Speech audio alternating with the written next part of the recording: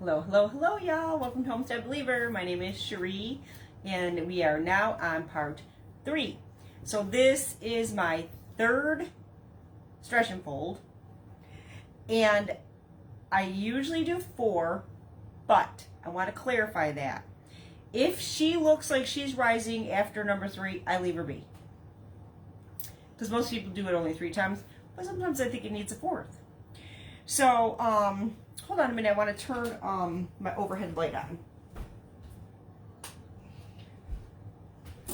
Sun is beaming in the windows today, but it's not hitting the back of the house just yet. It's all in the front. But my plants in the front of the house are happy. I hear them singing. I see them dancing. Okay, so this is going to be our third stretch and fold. Before I do this, though, I want to clarify something. You do not have to make bread flour, and you do not have to buy, you do not have to make high gluten flour. You don't have to use high gluten flour.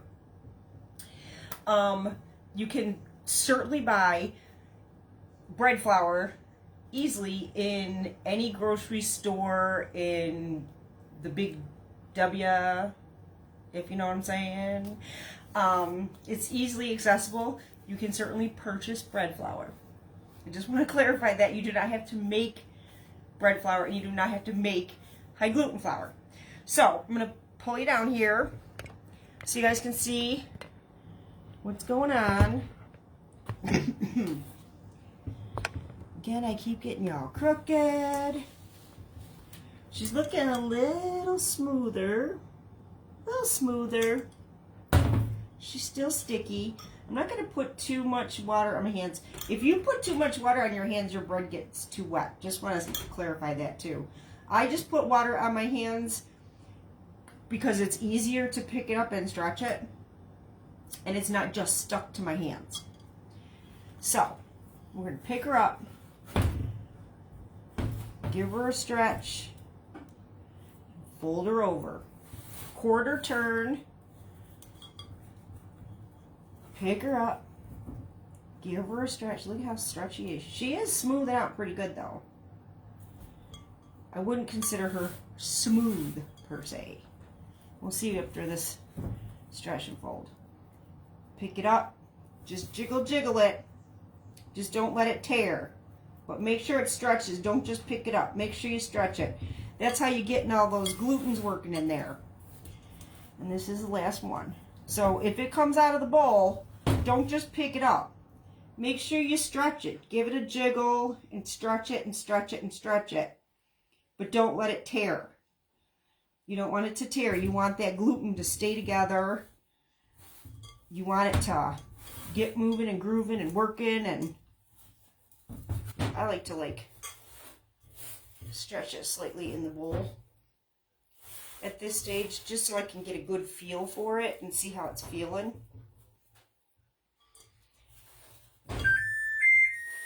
Ah, my oven's singing at me. I turned the oven on in here because it's a little cold in this kitchen. It's a chilly day. And I'm just trying to get a feel for her.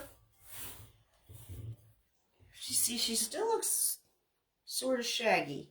I think she's going to need the 4th stretch and fold, in my opinion, y'all. Not everybody does it. I like to do it. I like to do it 4 times. I keep seeing a lot of people do it 3. I like to do it 4. So that's just my preference. The way I'm doing my sourdough is the way I prefer to do it, and it's what has been working for me. And like I said, I don't even overnight proof mine because that gives you the more sour flavor. You're still getting the benefits if you don't overnight proof it. I just want you to know that. You still get the health benefits. But it gives you the more sour flavor, which Mr. Homestead doesn't like. He doesn't like that super sour flavor. I don't notice it. He does. But you're still getting the health benefits whether you overnight proof it or not. You still get the same health benefits because it's still made with sourdough. Excuse me, sourdough starter. It's still fermenting the same. It's just not fermenting overnight. I just let it ferment like you would regular bread. The difference between sourdough and regular bread is with regular bread, when you're just using, you know, quick rising yeast or whatever, when you just use regular powdered yeast, you can say, oh, this will rise in 30 minutes to an hour, or, you know, let it rest for this long. And sourdough's got a mind of its own. Yes, it does. It does what it wants, when it wants, how fast or slow it wants. And this may seem like a very complicated process, but it's super simple. I mean, mixing the dough together is simple. Doing your stretch and folds every 30 minutes is simple. Super easy. I just go about doing other things, you know? I washed up dishes between the first one. I watered my seedlings and plants between the second one. Yes, I have been washing my hands every time.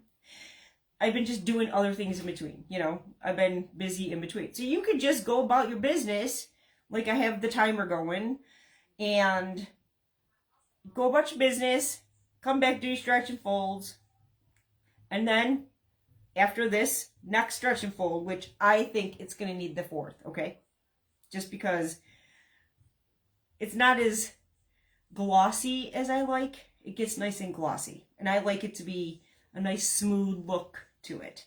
So it'll probably have its fourth stretch and fold. So we'll be back in another 30 minutes.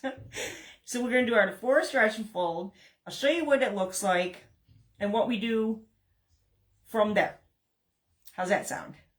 I'll see y'all in 30 minutes. Like I said, I'm doing this in parts and pieces so that if you're doing it, you can watch each individual video and work along with me. The only thing I skipped was the second stretch and fold. I think y'all can manage. I did one, then I did two, now I did three, and I'll do four. I think you can figure that part out. So I'll see y'all in 30 minutes. Before you know it, I'll be back.